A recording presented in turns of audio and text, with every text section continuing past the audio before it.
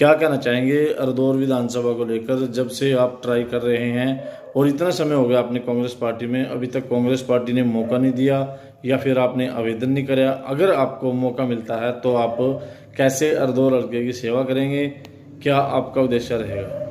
और दौर हल्का शुरू से ही रिजर्व रहा है।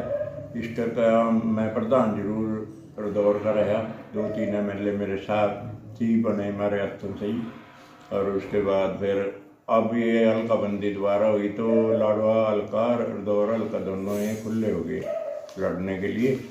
अब मैं पर्चा वर्क किया, मैंने लाडवे से भी वर्क किया और दौर से भी, दोनों जगह से मैंने पर्चा तो वर्क। आपको हरदौर की जिम्मेवारी मिलती है तो कैसे निभाएंगे हरदौर की जिम्मेवारी को? हैं जी।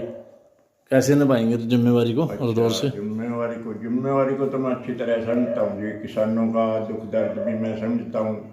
और व्यापारी आदमी हैं, जो मंडी में रहता हूँ मैं, वहाँ व्यापार वाले भी ने, बीजेपी ने सब का काम खराब ही कर दिया। बस व्यापार वाले भी रो रहे जी, किसान भी रो रहे।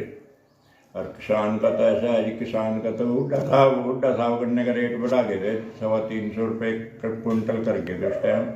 अच्छा, इन्हें गन्ने का रेट नहीं बढ़ाया, बल्कि 6 रुपये के साल से साल में बढ़ाया, जबकि लागत 10 साल में 3 गुने की लागत होगी। 2 गुने से भी 2% ज़्यादा बढ़ गई, 2 गुने से भी ज़्यादा होगी मतलब।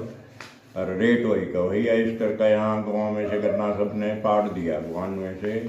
और जबकि गन्ने से पेट्रोल भी बनता है। अब पहले तो पेट्रोल नहीं बनता था, लेकिन अब इससे पेट्रोल भी निकलता है गन्ने से, वो अपने पेट्रोल में मिक्स होता है। और मैं तो पब्लिक की सेवा के लिए ही, मेरे ने तो मौके की थी जरूरत। और जरवाल के में वैसे तो स्क्रिया में पहले दिन थे हैं कांग्रेस के, पर और जरवाल कौन है तो करके हम कुछ आगे नहीं बढ़ सके।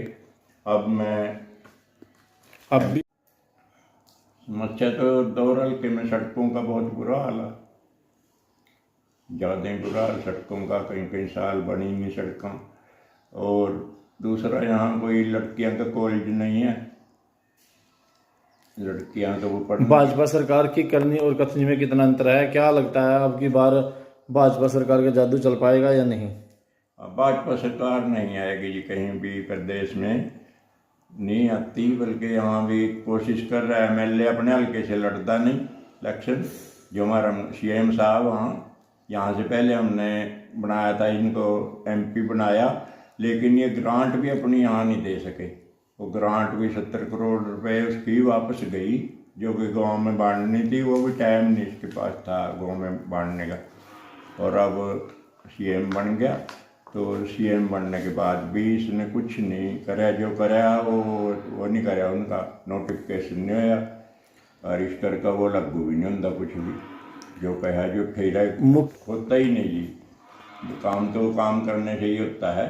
और घोषणा की तो झूठा ही घोषणा होगी जी सारी। क्यों न तो उसमें विधानसभा में पास कराए हुए ना, उसमें पास करंदा कोई काम, फिर तो वो धरती पे उतरता काम नहीं, तो काम तो है नहीं है। तो खाली वैसे ही हो गए मुख्यमंत्री भी।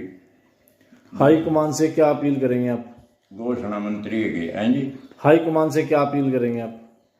हाईकमान से तो यही है जी, हमारे इस हल्के में पिछड़ा होने करके रिजर्व न रहा है वो पिछले 20-30 साल से। और जी उसमें इसको कुछ अलग से कुछ हाईकमान दे तो मैं वो कोशिश करूँगा वहाँ। और हुड्डा साहब से बैठ के किसानों का तो मैं करूँगा, हुड्डा साहब के साथ बैठकर। और वो जो स्वामीनाथन आयोग की है वो नहीं करते ही नहीं है, रिपोर्ट लागू नहीं करते। हाँ, रिपोर्ट लागू नहीं करते। अगर कृषि को उसका दर्जा दिया जाए व्यापार का, यार कृषि को लागत पूछी जाए उसकी भी, लागत क्या आई।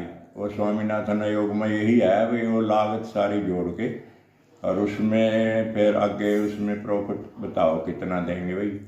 मतलब वो प्रॉफिट उसमें तो हुआ तो किसान। अगर कांग्रेस पार्टी सत्ता में आती है तो स्वामीनाथन रिपोर्ट लागू करेगी? हाँ जी, कांग्रेस से आ गई तो हम स्वामीनाथन आयोग की रिपोर्ट को सरासर लागू करेंगे और इसमें वो सभी का फायदा होगा। लेता है और अपने हल्के में काम करते हैं, अगर काम हल्के में किए होते अच्छे तो आज उन्हें धक्के खाने की जरूरत नहीं थी। MP लड़ा तो यहाँ से आकर लड़ा, चलो MP तो ये कहते हैं अभी अम्बाड़ा जरबा यहाँ खुले में लड़ लिया उनका, अब तो उस साल का कोई रिजल्ट नहीं है MP साहब का हमारा।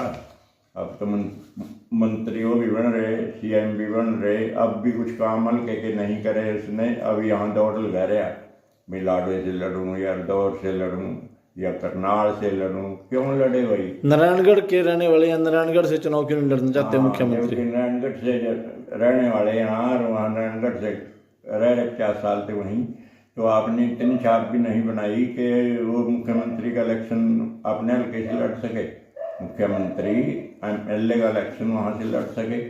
तो ये क्या कारण है इसमें? और यहाँ भी लोग घास नहीं घेरने के जिनके पास, इनको कोई वोट नहीं देने का। बेशक CM है, जो मर्जी यहाँ लाडवे से लड़ लो, दौड़ से लड़ लो, यहाँ कोई वोट देने वाला नहीं है, क्योंकि यहाँ लोकल भी हमारे टिकट मिलेगा तो लोकल आदमी को ही फैसिलिटी देंगे ये लोग। फर्स्ट कहेंगे आप नशे को लेकर क्या कहना चाहिए? हाँ, नशे के जो ये चल रहा है, नशे को तो हम बिल्कुल ख़त्म करेंगे। नशा तो जो बच्चे नशे में हो गए वो तो फिर होएगी, जिंदगी खराब होगी।